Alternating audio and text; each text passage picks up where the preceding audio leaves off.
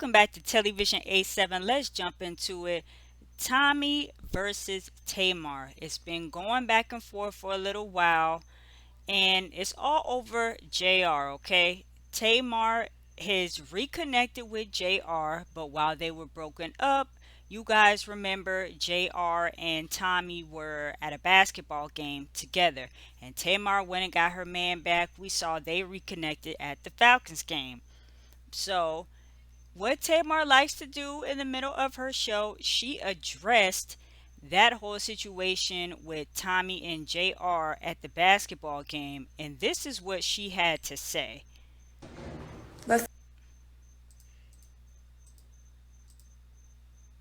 my man back, y'all.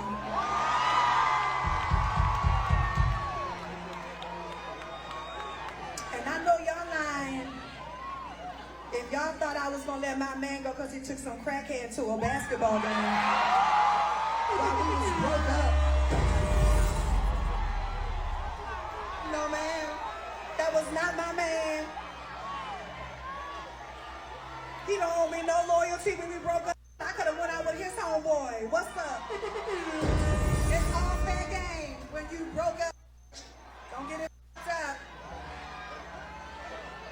It's a good man, Savannah.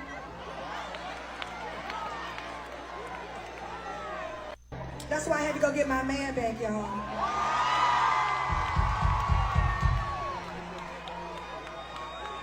And I know y'all lying.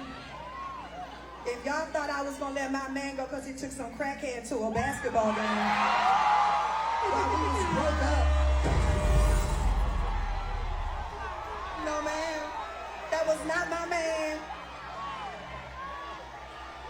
He don't owe me no loyalty when we broke up. I could have went out with his homeboy. What's up? It's all fair game when you broke up.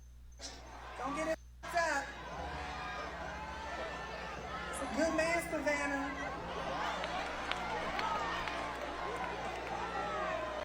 That's why I had to go. All right, so I played the clip a couple times so y'all won't miss anything.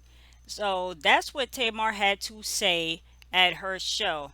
Now, Miss Tommie, she comes on to respond and she had a little bit to say. So let's check out what Tommie had to say in response. To it. So all I said was, hi. All I said was he had a nice suit. And from there, he was thirsty. He wanted to fly me out. What's wrong with me going to a game? What is wrong with the situation is that that is your man, as you call it. That is your man. He knew it was a situation with me and you. And he was down. He was down to play op games. I wouldn't take nothing like that serious, my love. That ate my and I sent him on his way. It wasn't the, I don't know, middle class house that he lives in Atlanta. It wasn't the Bentleys, because I drive a Rolls Royce, that got me. It wasn't, I don't know, the slick part thing he got going on. It wasn't none of that. It was when he paid for the Waldorf in points. I knew that I could no longer play this game. So it was a one night thing. He never got no. Let's get into it. So, one thing, JR, you never want to play with me. You don't want me to expose how you were saying that you kicked her out and she went back to her mother's house. Not Mrs. Braxton, not Mrs. Not Mrs. Singer with the sold out tour that JR also told me was flex. It was cap. It was she flexing. She don't have no sold out. Between me and you was his exact words. The tour not sold out. He said you was messy. He said you went back to your mother's house. He told me a lot of things that he shouldn't tell a stranger. I just met this man less than a week. Love, if that's your man, as you say, then you need to check him. You need to really check him and check your situation and really see if you're sleeping with the enemy or not. I am not your problem. I don't know you. One thing, JR, Okay, this is a quick intermission because Tommy has some more to say. But this is the whole exchange that happened between um, JR and Tommy. You see, he's got the white suit.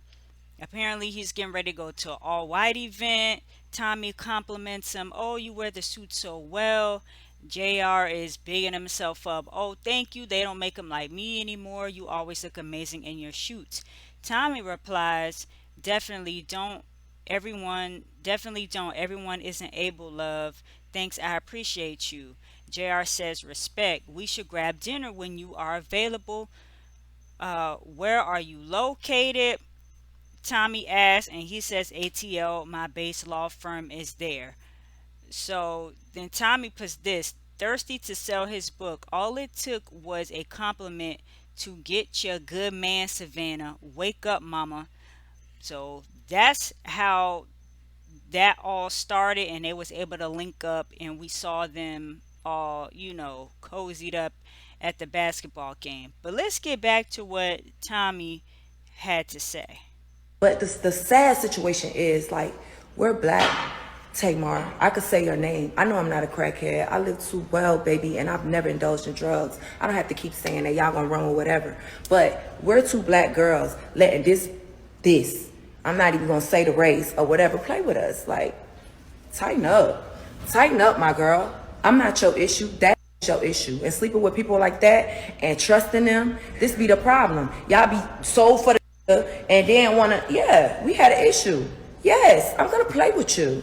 I'm gonna play with you. But once I seen the severity of the situation, I was like, damn, this is kind of fucked up, actually. Because I'm at home right now with my man, and we laugh together. We don't give a about this internet.